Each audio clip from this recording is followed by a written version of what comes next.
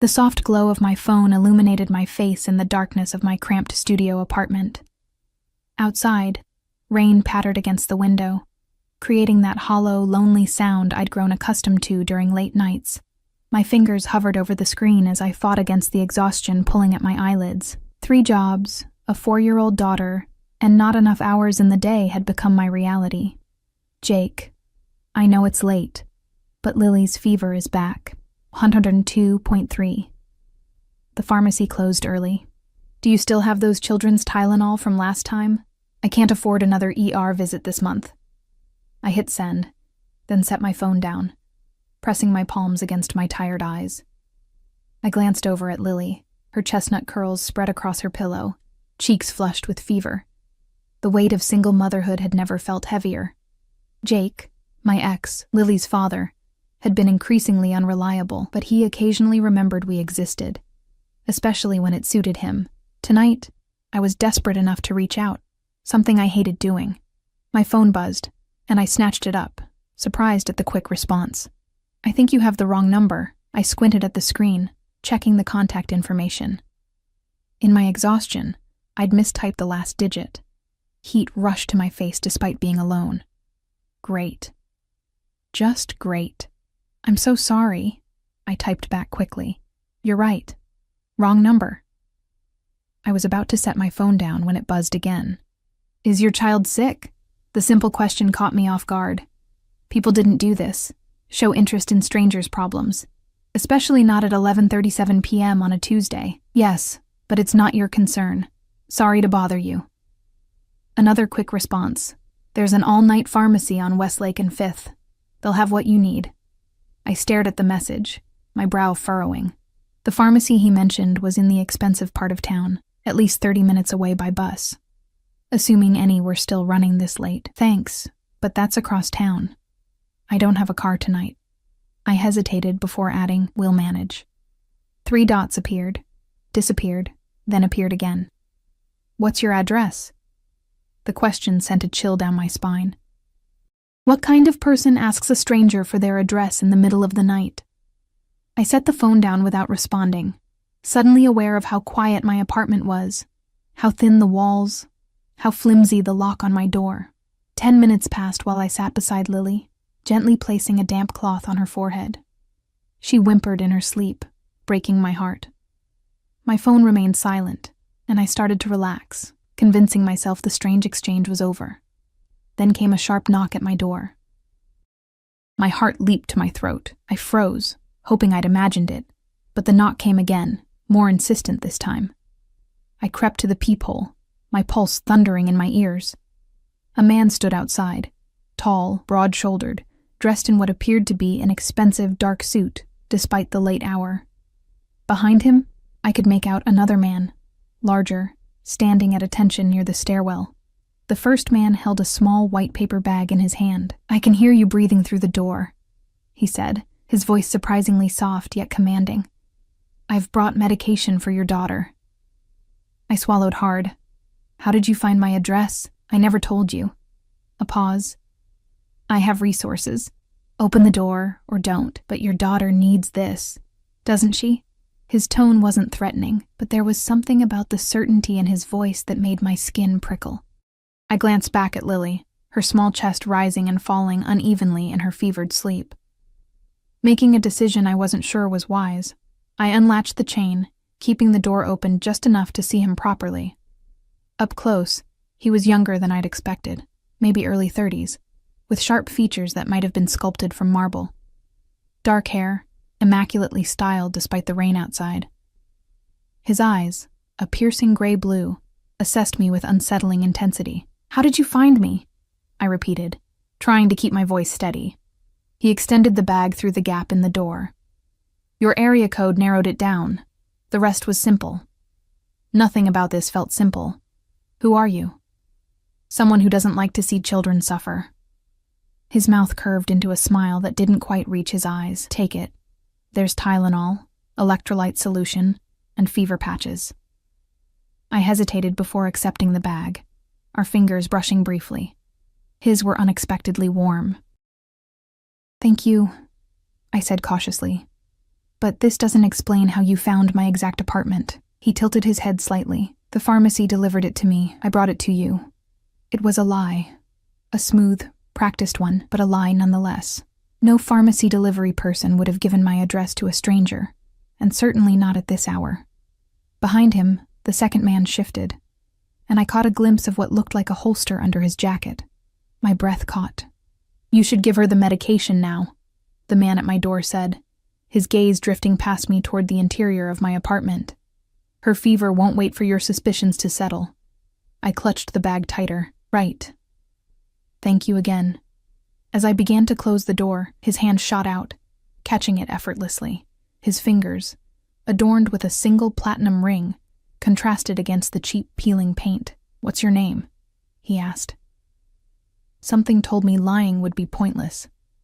"Emma. Emma Reese. Emma." He said my name as if tasting it. "I'm Alexander. Take care of your daughter, Emma. I might check in tomorrow to see how she's doing." It wasn't a request. It wasn't even really a statement. It was somewhere between a promise and a warning. I nodded, not trusting myself to speak, and he released the door, allowing me to close it. I quickly secured the chain and deadbolt, then leaned against the door, my heart racing. Through the peephole, I watched as he straightened his already perfect cuffs, said something inaudible to the other man, and walked away with the unhurried confidence of someone who owned not just the building, but the entire block. Only when I heard the distant purr of what could only be an expensive car engine did I exhale fully. I opened the bag with trembling hands. Inside was exactly what he'd said.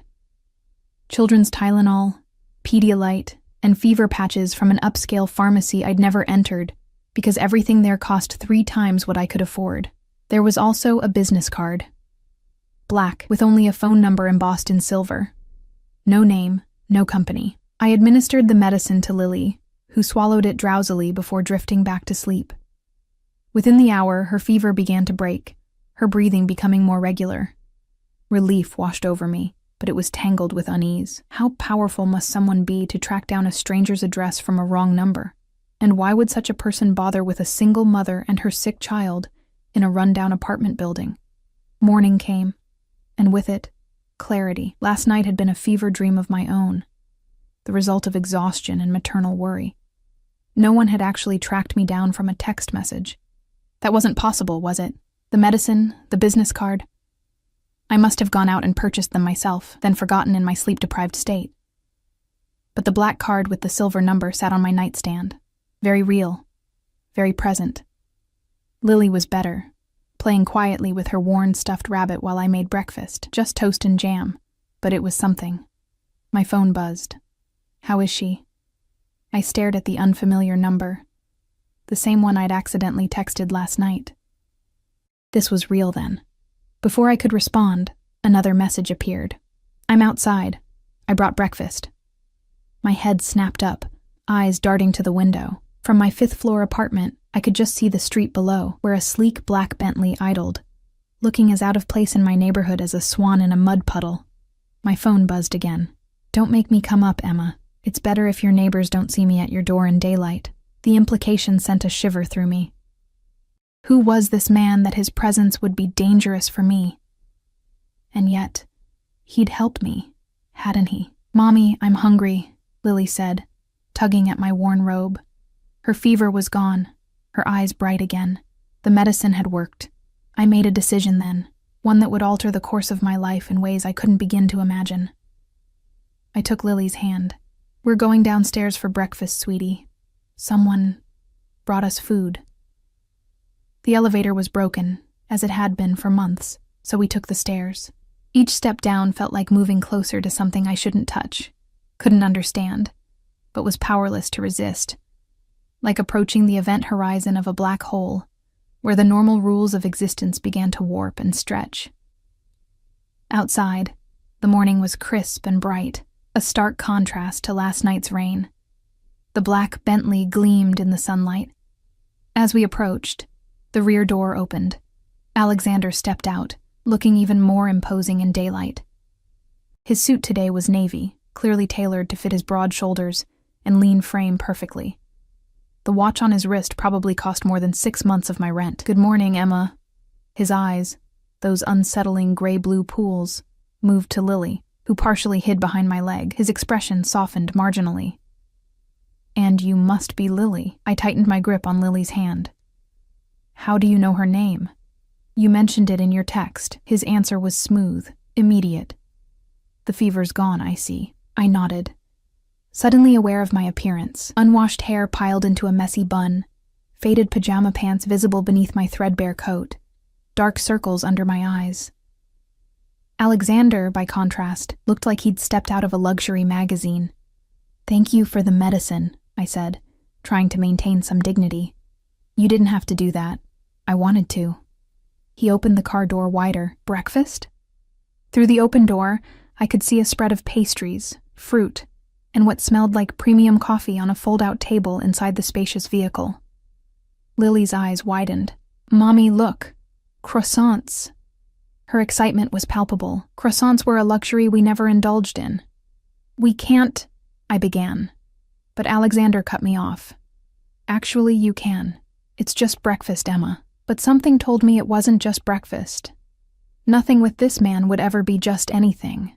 Alexander's driver, the same large man I'd seen outside my door last night, stood at attention nearby, his eyes constantly scanning our surroundings. A second man I hadn't noticed before leaned against another black car parked a few spaces away, pretending to check his phone while clearly monitoring the street. "Are you afraid of something?" I asked, nodding toward the men. Alexander's smile was subtle, almost predatory. "Caution isn't fear, Emma. It's intelligence." He looked down at Lily, who was still eyeing the pastries. "Your daughter's hungry." It wasn't a question. Nothing with him seemed to be. I hesitated a moment longer before surrendering to Lily's pleading eyes and my own curiosity. "Fine. Just breakfast." The interior of the Bentley was another world. Buttery leather seats, wood paneling that gleamed with rich polish, and that indefinable scent of luxury I'd only experienced in department stores I couldn't afford to shop in. Alexander sat opposite us, leaving generous space that somehow still felt intimate in the confines of the vehicle. Lily reached eagerly for a chocolate croissant, then paused, looking at me for permission. "Go ahead, sweetheart," I said softly. Alexander watched Lily take her first bite, a strange expression crossing his face. Something almost like longing, quickly masked. "You have a beautiful daughter," he said, his eyes moving back to me with an intensity that made me look away. "She has your eyes." I took a sip of the coffee he offered. Rich, complex, nothing like the instant coffee I rationed at home. "Why are you doing this, Alexander? People don't track down wrong numbers to deliver medicine and breakfast." "Perhaps I'm not most people." He poured himself coffee, his movements precise, controlled. "Tell me about yourself, Emma Reese." "Single mother, multiple jobs from the look of your hands, living in an apartment with security issues in a neighborhood that doesn't deserve you." I glanced down at my hands, chapped from dishwashing at the diner, cuticles ragged from lack of care. Heat rose to my cheeks. "Those are observations, not knowledge," I countered. "And you haven't answered my question. Let's say I was intrigued. Wrong numbers are usually quickly forgotten. But a mother desperate to help her child?" He leaned forward slightly. That caught my attention. Most people would have just said, "wrong number," and gone back to sleep. I've established I'm not most people. His gaze traveled over my face, lingering in a way that made me suddenly conscious of every flaw, every sign of exhaustion. "You don't accept help easily, do you?" I watched Lily happily devouring her second pastry, powdered sugar dusting her cheeks. "I've learned that help usually comes with conditions. Wise." He nodded approvingly. "But sometimes, Emma, coincidences are just that. Happy accidents that bring people together who might otherwise never meet." I didn't believe in coincidences anymore, and something about the calculated look in his eyes told me he didn't either. "What do you do, Alexander? For work, I mean." I tried to sound casual, but we both knew it was anything but. "I manage interests." He took a sip of his coffee. "Family interests, primarily." "That's not an answer." It's the only one you need right now. The subtle warning in his tone made me drop the subject. I focused on my coffee instead, trying to ignore how his eyes never left my face. Your ex, Jake, was it? He doesn't help with Lily? The question startled me. How did you... I stopped, remembering my text. Right, not enough. No, he's unreliable. Alexander's jaw tightened almost imperceptibly. Men who abandon their responsibilities to their children are worse than animals. Animals at least protect their young. There was something in his voice, a cold, controlled fury that suggested personal history. We manage, I said quietly. Barely. The truth of his assessment stung. I straightened my shoulders. I should get Lily ready for preschool, and I have a shift at the diner at 9. Cancel it. I blinked. Excuse me? Cancel your shift. I need an assistant today. He pulled out a phone. Not the sleek smartphone I'd expected, but a simpler model, clearly used for specific purposes. My usual one is indisposed. I can't just cancel. I need the money, and they'll fire me. They won't. His certainty was unnerving. I'll pay you 5 times whatever you'd make at the diner. Why would you? I have meetings. I need someone to take notes, look presentable, and not ask questions during the meetings. You're intelligent, observant, and discreet. He gestured to Lily. And your daughter can spend the day with Mrs. Kozlov, my housekeeper. She raised 5 children of her own. Lily will be safe. You expect me to leave my daughter with a complete stranger? No. I expect you to bring her with us to my home, meet Mrs. Kozlov, and then make your decision. He leaned back, his expression unreadable. Unless you prefer to work 3 jobs that barely cover your expenses while your daughter attends a preschool with peeling lead paint on the walls. I stiffened. How do you know about her preschool? He ignored the question. One day, Emma. Good pay, better food than that diner serves, and a chance to see if there might be a more permanent arrangement that could benefit you both. I knew I should say no. Everything about this screamed danger, crossed boundaries, and power imbalance. But the harsh reality of my bank account, the approaching rent deadline, and Lily's preschool fees weighed heavily. Just for today, I said finally. And I meet this Mrs. Kozlov first. His smile was triumphant, but restrained, as if he'd known my answer before I did. Excellent. The driver started the car without Alexander saying a word. As we pulled away from my apartment building, I felt a distinct sensation of leaving something behind. Not just my neighborhood, but perhaps my old life entirely.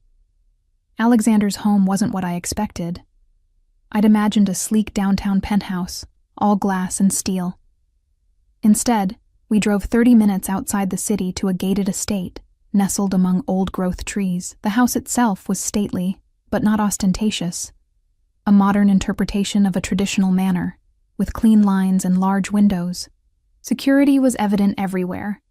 Cameras discreetly positioned, men stationed at strategic points around the perimeter, a gatehouse with a guard who checked beneath our vehicle with a mirror before allowing us through. Caution. Not fear? I asked with raised eyebrows. Alexander's mouth quirked. Precisely. Inside, the home was warm, surprisingly comfortable despite its obvious luxury. Mrs. Kozlov turned out to be a formidable Russian woman in her 60s, with kind eyes and capable hands. She spoke to Lily in a gentle voice, showing her a room filled with toys, some new, some clearly treasured from another era. My grandchildren visit less now, she explained to me in accented English. Too busy. The toys need a child's touch. While Lily explored, Mrs. Kozlov pulled me aside. Mr. Sokolov is good man, she said firmly. Tough, yes. Dangerous to enemies, yes, but loyal to family, to those under his protection. She patted my hand. You are under his protection now. This is good for you. For little one. Her words should have alarmed me, but instead, they sparked an unexpected warmth. Protection was something I'd lacked for so long that the mere suggestion of it felt like a luxury greater than the house around us. I'll be back soon, I promised Lily, who was already engrossed in a dollhouse that probably cost more than all her possessions combined. She will not even notice you gone, Mrs. Kozlov assured me. We make cookies, yes? You like cookies, little one? Lily nodded enthusiastically, already won over. Alexander led me to another wing of the house, to a room that had clearly been prepared for me.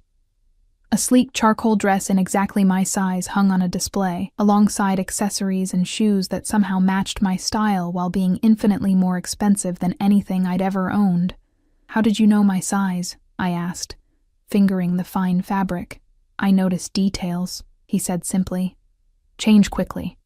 We leave in 20 minutes. Left alone, I slipped into the dress, shocked at the perfect fit. The woman in the mirror looked like me, but elevated. A version of Emma Reese who hadn't spent years struggling, who had been given opportunities instead of obstacles. When I emerged, Alexander was waiting in the hallway, his eyes darkening as they traveled slowly from my face down to my shoes and back up. "Perfect," he said, his voice slightly rougher than before. "You clean up well, Emma." The compliment, delivered with such raw appreciation, sent heat spreading across my skin. The meetings that day were held in private rooms of exclusive establishments. A members-only club, a restaurant with no signage, the back office of a high-end jewelry store. I took notes as instructed, speaking only when spoken to, observing the deference shown to Alexander by everyone we encountered. These weren't ordinary business meetings. The conversations were coded, references made to shipments, territories, and arrangements that clearly meant something specific to the participants. Money changed hands, not directly, but through subtle references to transfers and accounts. I wasn't naive. I recognized what I was witnessing. Even if the specifics remained vague, Alexander Sokolov wasn't just wealthy. He was powerful in a way that existed outside normal societal structures. Between meetings, in the car, he asked me questions about my background, my education, a nursing degree, partially completed before Lily's birth. My relationship with Jake, brief, intense, ultimately betraying. He listened with undivided attention, asking follow-up questions that suggested genuine interest rather than mere politeness. "You should have been more than this," he said, as we drove to our final meeting. "A woman with your intelligence, your resilience." "Life doesn't always give us what we deserve," I replied. "No," he agreed. "Which is why sometimes we must take it for ourselves." The last meeting was different. We entered a private dining room in a restaurant so exclusive I hadn't even heard of it. 3 men waited. Older, expensively dressed, with hard eyes that assessed me immediately. "Who's this?" one asked, not bothering to hide his suspicion. "My assistant," Alexander replied coolly. "She has my complete confidence." The statement hung in the air, laden with meaning beyond the words themselves. The men exchanged glances but said nothing further about my presence. The meeting was tense, filled with undercurrents I couldn't fully grasp. One man repeatedly referred to Chicago and expanded operations, while another argued for traditional territories.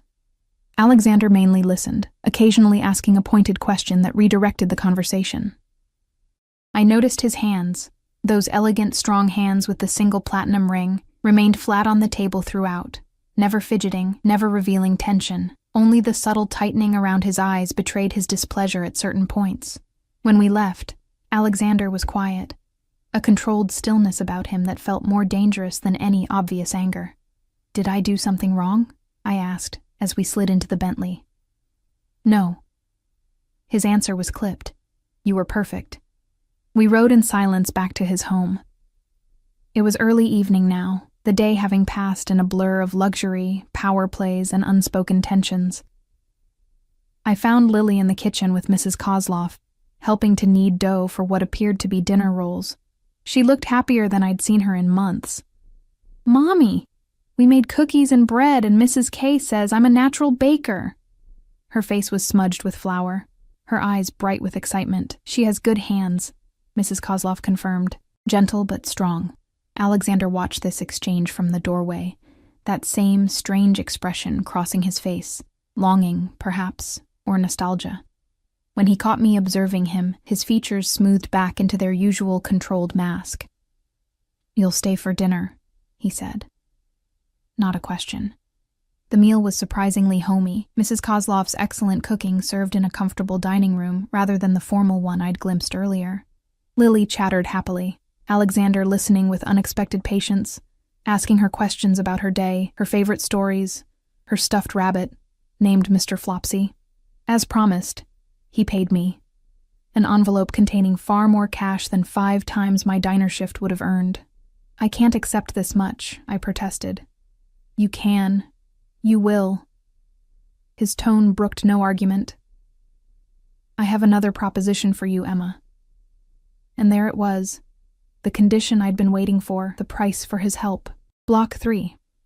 Alexander led me to his study after Lily had fallen asleep on a plush sofa, exhausted from her day of baking and playing. Mrs. Kozlov had covered her with a soft blanket, promising to watch over her while we talked. The study was exactly what I'd expect from a man like Alexander. Leather-bound books lining rich wooden shelves, a massive desk of some exotic hardwood, and a decanter of amber liquid sitting atop a sideboard. The room smelled of leather, paper, and that distinctive cologne he wore, something expensive and subtle that I couldn't name, but had already come to associate with him. Drink? He offered, already pouring himself 2 fingers of what appeared to be scotch. I shook my head. I need a clear head for whatever you're about to propose. That earned me a slight smile. Smart girl. Woman, I corrected automatically. His eyes locked with mine, something approving in their depths. Woman, he acknowledged, inclining his head slightly. Forgive the imprecision. He gestured for me to sit in one of 2 leather chairs positioned near a fireplace, where embers glowed softly. When I did, he took the seat opposite me, studying my face in the warm light. You need a job, Emma. A real one, not the piecemeal shifts that barely cover your expenses. He took a measured sip of his drink. I need an executive assistant I can trust. I raised an eyebrow. Trust? You've known me for less than 24 hours. I'm an excellent judge of character. It's a necessary skill in my position. He leaned forward slightly. You're intelligent, observant, discreet. You handled yourself well today, and most importantly, you have something to protect, your daughter. That makes you careful, thorough. It also makes me vulnerable, I pointed out. We're all vulnerable in some way. The trick is to align yourself with someone whose strengths protect your vulnerabilities. His voice lowered. I can offer you that protection, Emma. The proposition hung in the air between us. I knew I should decline immediately. Everything about this situation screamed danger. The coded meetings, the security personnel, Mrs. Kozlov's casual reference to Alexander being dangerous to enemies. Yet I couldn't bring myself to say no. Not yet. What exactly would this job entail? I asked instead. Managing my schedule, handling correspondence, attending meetings with me, keeping records. He took another sip of scotch. Nothing illegal if that's your concern. The position comes with a salary that would triple your current combined income, health insurance for both you and Lily, and a car at your disposal. My heart skipped. Health insurance alone would be life-changing. Lily needed regular checkups, vaccinations, normal childhood medical care that currently strained my budget to breaking point. And what do you really want from me, Alexander? I asked directly. Men like you don't make offers like this without expecting something in return. His expression darkened. Men like me? Powerful. Dangerous. Used to getting what you want. He didn't deny it. What I want is competence, loyalty, and discretion. You possess all 3. You can't know that. I can. He set his glass down. Your ex, Jake Thompson, 29, currently employed as a bouncer at the Red Door, when he's not dealing recreational pharmaceuticals on the side. He betrayed you, didn't he? Took your savings. Left you pregnant. My blood ran cold. How do you... Yet you never reported him to the police. Never pursued him for child support. Never exposed his side business to his legitimate employers. That's discretion, Emma. His eyes held mine. You work 3 jobs, rather than ask for help from the parents who disowned you when you chose to keep your child.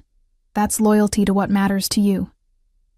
Each word felt like an invasion, as if he'd opened up my life like a book and was reading from it. You've been investigating me, thoroughly. He didn't even have the decency to look apologetic.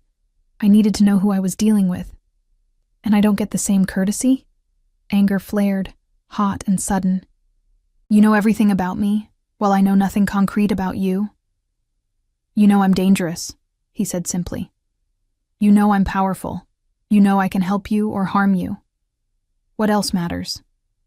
The truth matters, I insisted, leaning forward. Who are you really? What do you do that requires this level of security, these coded meetings? Are you a criminal? Alexander's expression remained impassive. The legal system and I have a complex relationship. I operate businesses that exist in gray areas, yes, but I harm no innocents. I don't deal in human trafficking or drugs. I have a code. A code, I repeated flatly. That's supposed to reassure me? It should. My code is what separates me from the animals in this world. He stood abruptly, moving to the window to look out into the darkness. You want truth? Here it is. My father built an empire through blood and will. I inherited it 5 years ago when he died. Not peacefully. I've spent those years securing my position, eliminating threats, expanding our legitimate businesses while gradually moving away from the more problematic ones. I watched his back, the tension visible in his shoulders despite the perfect cut of his suit. You're talking about organized crime. He turned, his face half in shadow. Some would use that term, the Mafia, I said bluntly. An outdated concept, but close enough for your purposes. He moved back toward me, his movements controlled and fluid. You deserve honesty, so here it is. I am a man with blood on his hands who is trying to build something legitimate for the future. I don't apologize for my past or present, but I have a vision for what comes next. The confession should have terrified me. Instead, I found myself oddly appreciative of his candor. Why me? I asked. There must be dozens of qualified assistants who would jump at this opportunity without asking uncomfortable questions. Something shifted in his expression. A softening around the eyes. A slight parting of his lips. Because when I saw you standing in your doorway last night, exhausted but still defiant, still protective of your child despite your fear, I recognized something. He paused, searching for the right word. Something kindred. He knelt suddenly before my chair, bringing his face level with mine, close enough that I could feel the warmth of his breath. We're both survivors, Emma, both willing to do whatever it takes to protect what's ours. The intensity in his eyes made my breath catch. No man had ever looked at me like this. Like I was simultaneously precious and dangerous. I need to think about it, I managed. He nodded once, then rose smoothly to his feet. Of course. Take tonight. I'll have a driver take you and Lily home. Actually, I said, surprising myself, if Mrs. Kozlov doesn't mind, I'd rather not wake Lily. Could we stay here tonight and leave in the morning? Something like triumph flashed in his eyes before he masked it. Of course. I'll have rooms prepared. The suite he led me to was larger than my entire apartment, with a connecting door to a smaller room where Mrs. Kozlov had already moved the sleeping Lily. I thanked him awkwardly at the door, hyper-aware of his proximity in the quiet hallway. One more thing, he said, his voice low. Jake Thompson. Has he threatened you in any way? The question caught me off guard. Not recently. He's been absent. Alexander's jaw tightened. If he ever does, you'll tell me immediately. It wasn't a request. I can handle Jake. You shouldn't have to. His eyes were cold now, his expression hard. No one threatens what's mine. The possessive statement hung between us, its implications staggering. I wasn't not his employee yet, certainly not his woman, yet the conviction in his voice suggested he already considered me under his protection, his territory. I should have been offended. Instead, a treacherous warmth spread through me at the idea of someone, anyone, caring enough to protect me after years of facing the world alone. Good night, Alexander, I said, stepping back into the room. Sleep well, Emma. His eyes lingered on my face a moment longer before he turned and walked away, his footsteps silent on the plush carpet. I slept better that night than I had in years, wrapped in Egyptian cotton sheets that felt like clouds, in a room with no drafts, no sounds of neighbors arguing through thin walls, no worries about making rent. I woke to find Lily already up, chattering happily with Mrs. Kozlov as they prepared breakfast together. Mommy, Mrs. Kay is teaching me Russian, Lily exclaimed when she saw me, then proudly pronounced what sounded like Dobroye utro. Good morning, I assumed. Mrs. Kozlov beamed. She learns quick, this one. I didn't see Alexander at breakfast, and part of me was relieved. I needed space to think. to weigh my options without those penetrating eyes assessing my every reaction. After we ate, Mrs. Kozlov discreetly informed me that Alexander had been called away on business, but had left the promised car and driver to take us home whenever we wished. He also said to give you this, if you decide yes, she added, handing me a phone. Sleek, new, and undoubtedly secure. His number is programmed in. I haven't decided yet, I protested. Mrs. Kozlov just smiled knowingly. Keep phone anyway, for emergencies. I pocketed it, trying to ignore the implication that I'd already made my choice. The driver took us home in a less conspicuous but still luxurious Audi. As we approached my apartment building, I noticed a familiar figure loitering near the entrance. Jake, looking rougher than the last time I'd seen him, his once handsome face now gaunt, his movements jittery. Keep driving, I told the driver sharply. Circle the block. The driver, trained to follow instructions without question, complied immediately. Mommy, isn't that our building? Lily asked from her booster seat. Yes, sweetheart, but we need to run an errand first, I lied, mind racing. Jake showing up now, after months of silence, couldn't be coincidence. Had he somehow found out about Alexander? About the money I'd been paid? I pulled out the phone Mrs. Kozlov had given me, staring at it for a long moment before making my decision. I found Alexander's number and typed a message. Jake is at my apartment. This isn't normal. I can't go home with Lily while he's there. The response came instantly. Where are you now? In the car, circling the block. Go to the cafe on Maple and 3rd. Wait inside. 20 minutes. I relayed the instructions to the driver, who nodded and smoothly changed course. The cafe was a small, unremarkable place I'd passed many times but never entered, too expensive for my budget. Inside, I ordered Lily a hot chocolate, and myself a coffee I didn't really want, my eyes constantly darting to the door, watching for Jake. Exactly 18 minutes later, Alexander walked in. He wore no suit today. Instead, dark jeans and a charcoal sweater that somehow made him look both more approachable and more dangerous. His eyes found me immediately, something primal and protective flashing in them as he noted Lily beside me. He slid into the booth next to me, close enough that his thigh pressed against mine. Tell me everything, he said, his voice low. I explained Jake's sudden appearance, his deteriorated state, my fear that he might be using again, and what that could mean for his behavior, his desperation. Alexander listened intently, his expression darkening. This ends today, he said finally. Fear spiked through me. What does that mean? It means you need to make your decision, Emma. His eyes held mine. Are you mine to protect or not? The possessive language again, mine. But now it felt less like a claim and more like an offer. A choice. I don't want him hurt, I said quietly. He's Lily's father, whatever else he's done. Alexander's jaw tightened, but he nodded once. For Lily's sake, then, not his. He stood abruptly. Wait here. I'll handle this, and then we'll get your things. Get my things? You can't stay there anymore. It's not safe. The finality in his tone brooked no argument. I have a property, a townhouse near the Good School district. It's vacant, secure. Alexander, I can't just— You can. You will. His eyes softened slightly as they moved to Lily, who was happily drawing on a napkin with crayons the waitress had brought her. For her. He left before I could respond, several of his men materializing outside the cafe, as if they'd been there all along, waiting for his signal. I sat frozen, knowing I'd reached a turning point. To accept Alexander's protection meant entering his world fully. A world of power, danger, and moral gray areas I'd never navigated before. To refuse meant returning to my struggle, my vulnerability, my constant fear of not being enough for Lily. The phone in my pocket felt heavy, symbolic. I pulled it out and typed a single word. Yes.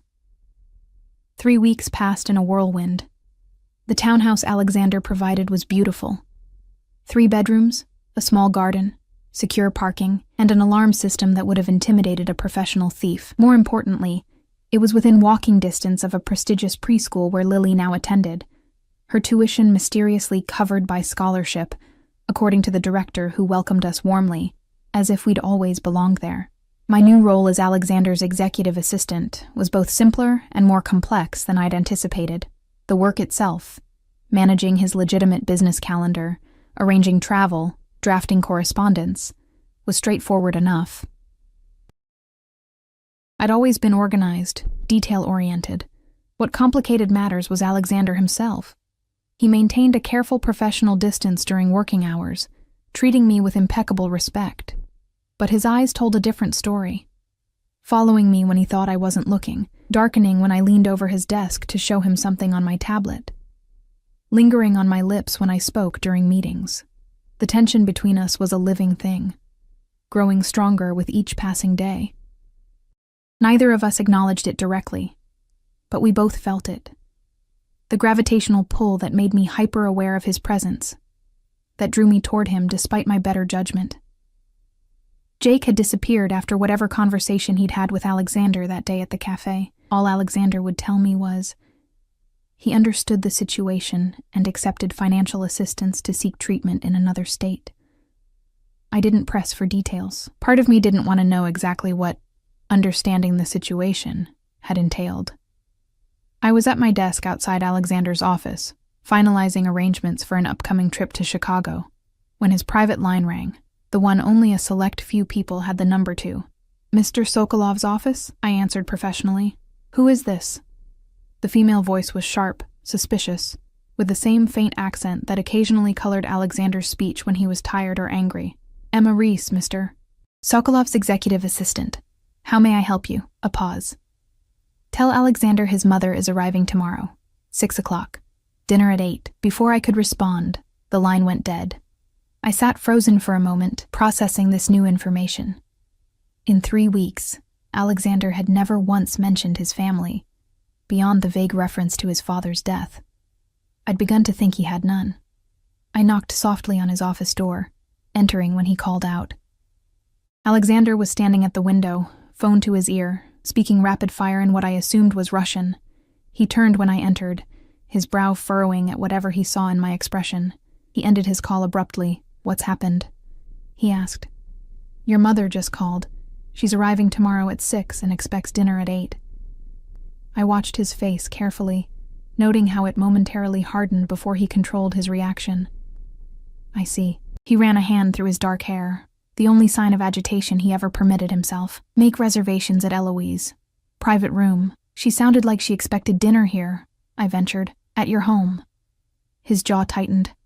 "My mother often expects things she doesn't receive." He turned back to the window. "Make the reservation, Emma." The dismissal was clear, but something made me push further. "Is everything all right?" He was quiet for so long I thought he might not answer. Finally, he spoke without turning. "My mother and I have a complicated relationship. She didn't approve of the direction I've taken our family businesses. She preferred my father's more traditional approach." "More violent, you mean?" I said softly. Now he did turn, his eyes sharp. "Yes. My efforts to legitimize our interests displease her. She considers it weakness." The revelation stunned me. I'd assumed Alexander's mother would be relieved at his attempts to move away from criminal enterprises, not disappointed. "I'll make the reservation," I said, retreating toward the door. "Emma." His voice stopped me. "Tomorrow night. I want you there." My pulse quickened. "At the dinner? With your mother?" "Yes." His expression was unreadable. "Wear the blue dress I had sent over last week, the sapphire one." I nodded, not trusting myself to speak. The dress in question was the most beautiful thing I'd ever owned. Midnight blue silk that hugged my curves before flowing gracefully to the floor, with a neckline that dipped just low enough to be elegant rather than revealing. I'd wondered when I would have occasion to wear it. Now I knew. The next evening found me seated beside Alexander in a private dining room at Eloise, the city's most exclusive restaurant. The room was intimate, just a single table set for 3, with low lighting and discreet service. Alexander had been quiet during the drive, tension radiating from him despite his outwardly calm demeanor. When Irina Sokolov entered, I understood immediately where Alexander had inherited his commanding presence.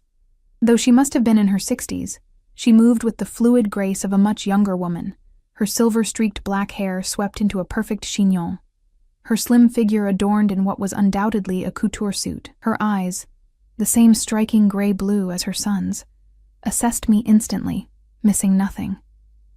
Alexander rose, kissing her formally on both cheeks. "Mother." "Alexander." She returned the greeting coolly before turning her attention fully to me. "And this is?" "Emma Reese." "My executive assistant." Alexander placed a hand lightly at the small of my back as I stood to greet her. "Emma, my mother, Irina Sokolov." I extended my hand, which she took briefly, her grip surprisingly strong. "A pleasure to meet you, Mrs. Sokolov." "Ms.," she corrected sharply. I resumed my own name after my husband's unfortunate departure. The phrasing sent a chill through me. Not death or passing, departure, as if Nikolai Sokolov had simply stepped out rather than been killed. We sat, and a waiter appeared instantly to pour champagne. Irina continued to study me with unsettling intensity. "Executive assistant," she repeated, her accent more pronounced than Alexander's. "Is that what they call it these days?" Alexander's hand tightened around his champagne flute. "Mother." The warning in his tone only seemed to amuse her. "Oh, come now, Alexander. I raised no fool. This woman," she gestured to me with a manicured hand, "is clearly more than just your assistant. The way you look at her, the way you touch her," her eyes narrowed. "The question is whether she's merely warming your bed, or if you've developed a genuine weakness for her." Heat rushed to my face. Miss Sokolov, I assure you." "Don't bother, dear. I don't care about denials or explanations." She sipped her champagne.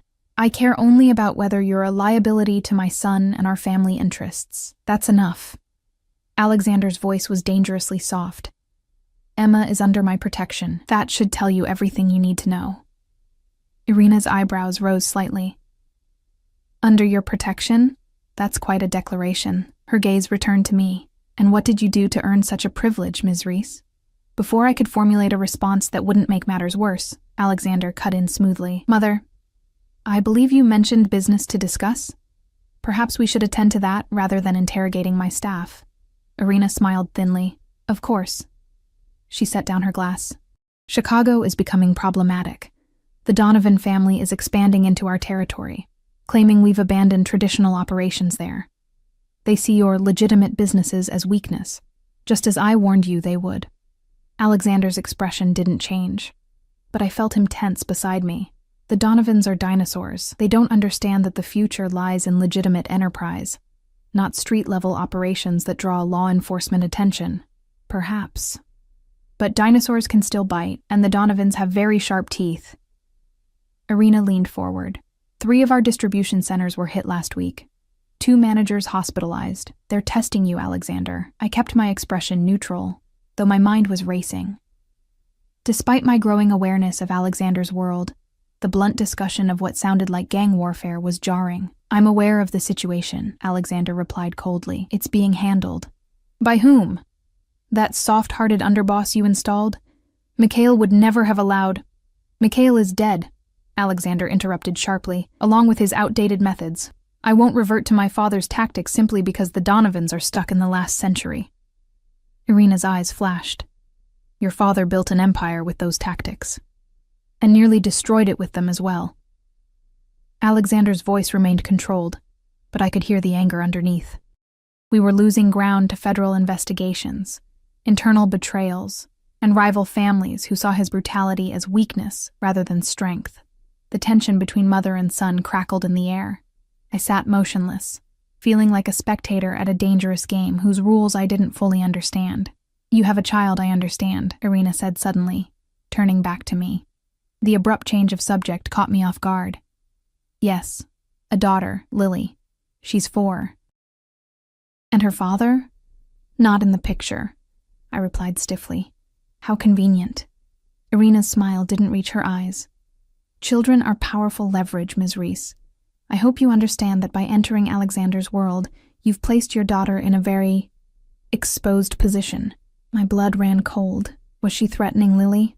Alexander must have thought so too, because he set down his glass with enough force that the champagne sloshed over the rim. "That's enough, Mother.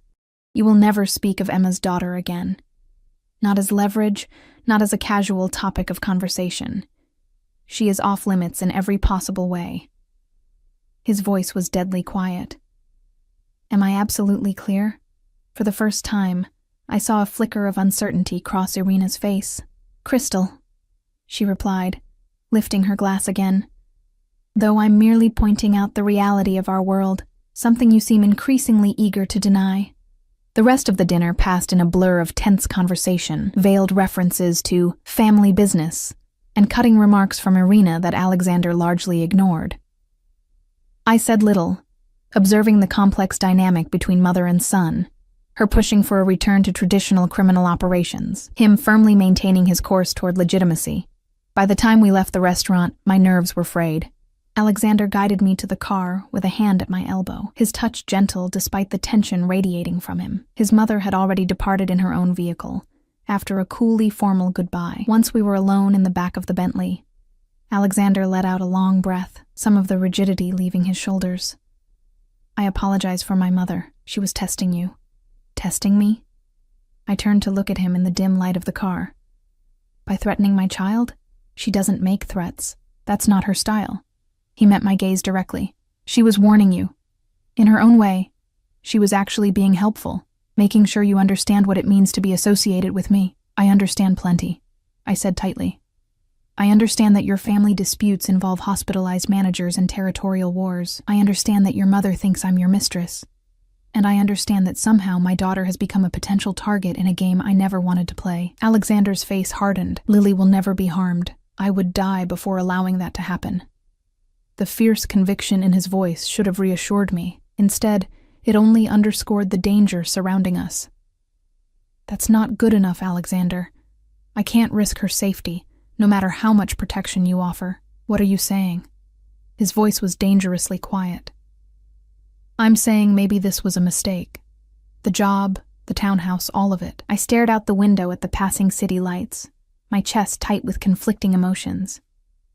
I was naive to think I could step into your world without consequences. Alexander was silent for so long, I thought he might not respond. Then, without warning, he tapped on the partition.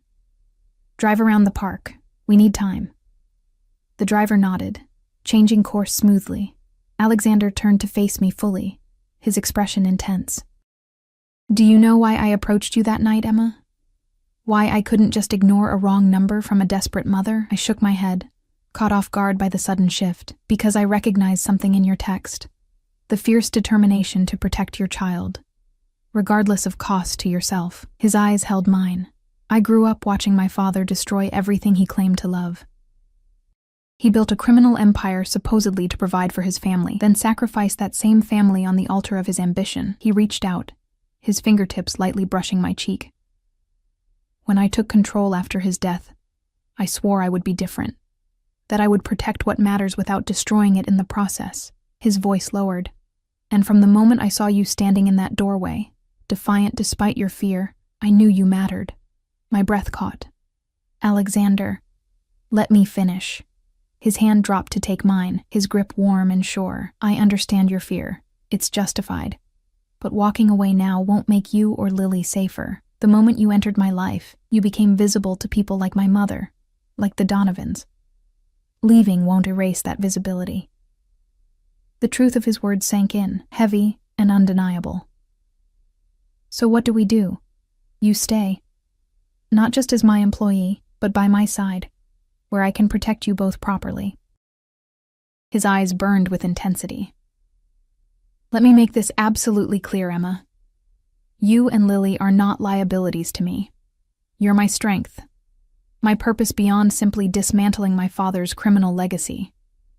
I stared at him, stunned by the naked emotion in his voice. This was Alexander, stripped of his careful control, his practiced distance. I need time to think, I said finally. He nodded once, releasing my hand reluctantly. Of course. He tapped the partition again, instructing the driver to take us home. We rode in silence after that, each lost in our own thoughts. When we reached my townhouse, Alexander walked me to the door, maintaining a respectful distance. Thank you for tonight, I said awkwardly, keys in hand. Despite everything, Emma. His voice stopped me as I was about to enter. Whatever you decide, know this. I will never stop protecting you and Lily. Never. The fierce promise in his eyes made something deep inside me shiver. Not with fear, but with a dangerous, compelling hope. I nodded once, then slipped inside, closing the door between us with a soft click that somehow felt momentous, as if I were closing one chapter and opening another. Inside, Mrs. Kozlov greeted me with a knowing look. She'd begun watching Lily regularly when I worked late, becoming almost like family in the process. "The little one sleeps," she informed me quietly. "Had good day at school. Made painting for you." She nodded toward a colorful creation drying on the counter, a house, a smiling child, and what appeared to be two adult figures standing close together. My heart constricted at the sight.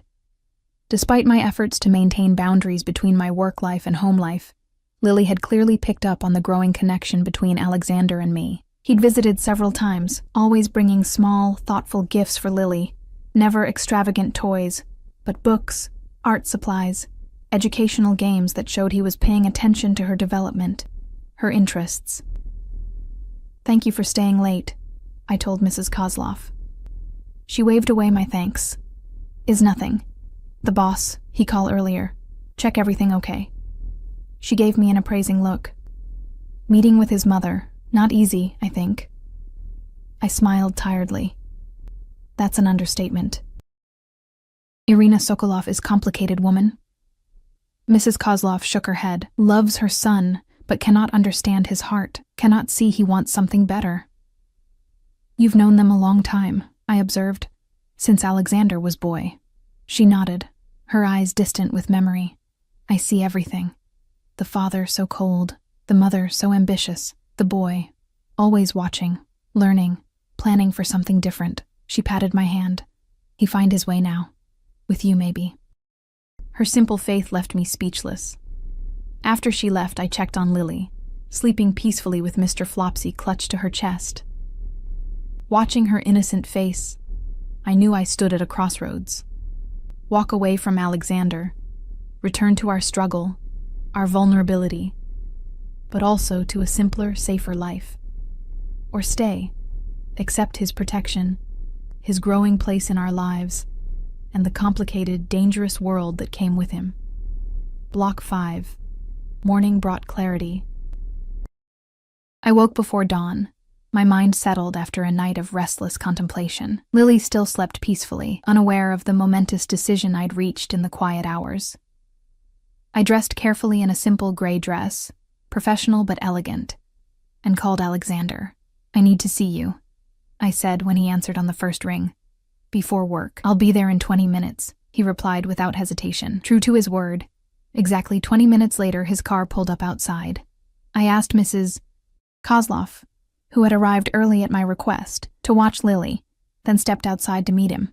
Alexander stood beside the Bentley, more casual than I typically saw him in dark jeans and a black cashmere sweater. The early morning light softened his features, making him appear younger, more vulnerable somehow. "Walk with me," I suggested, nodding toward the small park at the end of the block. He fell into step beside me, respecting my silence as we walked. The park was deserted at this hour, dew still glistening on the grass, birds beginning their morning songs. When we reached a secluded bench beneath an oak tree, I finally turned to face him. "I've made my decision," I said, meeting his gaze directly. "But first, I need absolute honesty from you." His expression remained carefully neutral. "Ask me anything. What happened with Jake? The real story." Alexander didn't flinch. I offered him a choice: enter an exclusive rehab facility out of state with all expenses paid, or face consequences for the drugs I knew he was carrying. He chose wisely. "Did you threaten him?" "Not physically. I simply made the alternatives clear." I nodded slowly. "And the Chicago situation, the Donovans?" Now his expression hardened slightly. "A business dispute that will be resolved through negotiation, not violence. I've already arranged a meeting with their leadership. Can you promise me, truly promise, that you're moving away from the criminal aspects of your family business? That you're not just telling me what I want to hear?" Alexander stepped closer, his eyes intense. I've spent 5 years systematically dismantling my father's criminal empire while building legitimate businesses to replace that income. It's not a simple process. There are entrenched interests, old loyalties, expectations from people like my mother. His voice lowered. But yes, I can promise you that every action I take moves toward legitimacy, away from the world my father built. I searched his face, looking for any hint of deception. I found none. Then I'm staying, I said simply. Not just as your employee, but... I hesitated, suddenly uncertain how to define what was developing between us. Alexander closed the remaining distance between us, his hand coming up to cup my cheek. But as mine, he finished softly, if that's what you want. The possessiveness in his voice should have alarmed me. Instead, it sent warmth spreading through my chest. After years of belonging to no one, of having no one truly claim me as their own, Alexander's certainty was intoxicating. Yes, I whispered, but I have conditions. His lips curved slightly. Name them. Lily comes first, always. Her safety, her well-being, her future. They're non-negotiable. Agreed, no hesitation. What else? Honesty between us, even when it's difficult. I need to know what I'm facing, what dangers might touch our lives. He nodded once. Done. And? I took a deep breath. If things between us develop, I won't be kept in a gilded cage. I want partnership, not ownership. I'll accept your protection, but not at the cost of my independence. Alexander's eyes darkened, his thumb brushing lightly across my lower lip. You misunderstand me, Emma. I don't want to cage you. I want to stand beside you. His voice dropped lower. I want to watch you fly, knowing you'll always return to me. The raw emotion in his voice left me breathless. This man, with all his power and danger, was offering me something I'd never truly had before. Choice along with security, freedom alongside protection. Then we have a deal, I said, my voice stronger than I felt. His other hand came up to frame my face. Sealed with this, he murmured, and then his lips were on mine. The kiss was gentle at first, a question rather than a demand. When I responded, sliding my hands up his chest to his shoulders, it deepened into something more urgent, more consuming. His arms wrapped around me, pulling me against the solid warmth of his body, as if he couldn't bear any space between us. When we finally broke apart, both breathing harder, his eyes were darker than I'd ever seen them. I've wanted to do that since I first saw you standing in your doorway, he admitted, his voice rough. I smiled, feeling lighter than I had in years. What took you so long? His answering smile, genuine, unguarded, transformed his face. I was waiting for you to decide, Emma. This had to be your choice. In that moment, I realized just how completely I'd misjudged him at the beginning. Yes, Alexander Sokolov was dangerous, powerful, capable of violence when necessary. But he was also a man of surprising honor, of deep loyalty, of respect for boundaries that mattered. We walked back to the townhouse hand in hand, making plans. Alexander would accelerate his legitimate business expansions, distancing us further from the criminal elements. I would continue as his executive assistant, but now openly acknowledged as more, his partner, his woman. Lily would remain in her new school with additional security measures so subtle she would never notice them. When we reached the door, I hesitated. What about your mother, and others like her who won't approve? Alexander's expression hardened momentarily. My mother will accept my choices, or she will maintain her distance. As for the others, he shrugged one powerful shoulder. They're irrelevant. I am not my father, beholden to the old ways and old loyalties. My family, you and Lily, comes first. The simple declaration settled over me like a protective cloak. And the Donovans? Will understand, after our meeting tomorrow, that peace is more profitable than war. His confidence was absolute. I'm building something that will last, Emma. Something legitimate that we can pass on without shame. 6 months later, his words proved prophetic. The Chicago situation resolved through a complex business arrangement that benefited both families while shifting operations firmly into legal territory. Alexander's mother, initially frosty, gradually warmed to me after witnessing her son's absolute devotion, and after Lily charmed her with innocent questions in the Russian Mrs. Kozlov had been teaching her. We moved into Alexander's home, with the top floor redesigned as Lily's own space. A bedroom with star projections on the ceiling, a playroom filled with carefully chosen toys, and a small art studio where she spent hours creating increasingly sophisticated paintings. I continued working as Alexander's executive assistant, my presence at his side now understood by everyone in his orbit as both professional and personal. The clear boundaries I maintained earned respect even from those who had initially viewed me with suspicion. One evening, a year to the day after my accidental text, Alexander took me to the rooftop garden he'd had installed at his downtown office building. Under a canopy of fairy lights, with the city glittering below us, he knelt and opened a small velvet box. "A year ago, fate brought you to me through a wrong number," he said, his voice uncharacteristically unsteady. It was the most right-wrong thing that ever happened to me.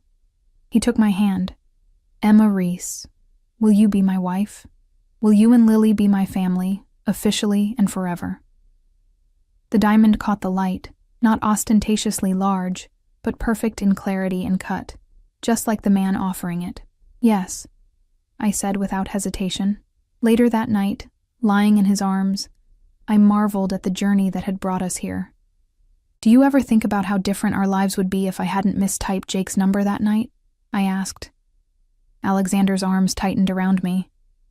"I don't believe in coincidences, Emma. I believe we were meant to find each other." His lips brushed my temple. "Some connections are written in the stars long before we recognize them." "The Mafia boss and the single mom?" I teased gently. "Hardly a conventional love story." "Former Mafia boss," he corrected, his fingers trailing lazily up my spine. "Current legitimate businessman, future husband and father." The casual inclusion of father made my heart swell. Alexander had become a steadying presence in Lily's life, never overstepping but always there, helping with homework, attending school events, teaching her to ride the bicycle he'd carefully selected for her last birthday. "She adores you, you know," I murmured, thinking of how Lily's face lit up whenever Alexander entered a room. "The feeling is mutual." His voice was soft in the darkness. "I never expected to love a child who wasn't my blood, but Lily..." He paused, searching for words. "She showed me a kind of love I didn't know existed." I propped myself up on one elbow to look at his face, barely visible in the moonlight filtering through the windows. "And me? What did I show you?" His hand came up to cup my cheek, a gesture that had become precious and familiar. "You showed me possibility, Emma. The possibility of a different kind of strength than my father possessed. The possibility of protecting without controlling. The possibility of a future untainted by the past." He drew me down for a kiss, tender and deep. "You showed me home." As I settled back against his chest, listening to the steady beat of his heart beneath my ear, I thought about that fateful night, a wrong number sent in desperation. A mysterious benefactor appearing at my door, a choice that changed everything. Sometimes the wrong number leads you exactly where you're meant to be.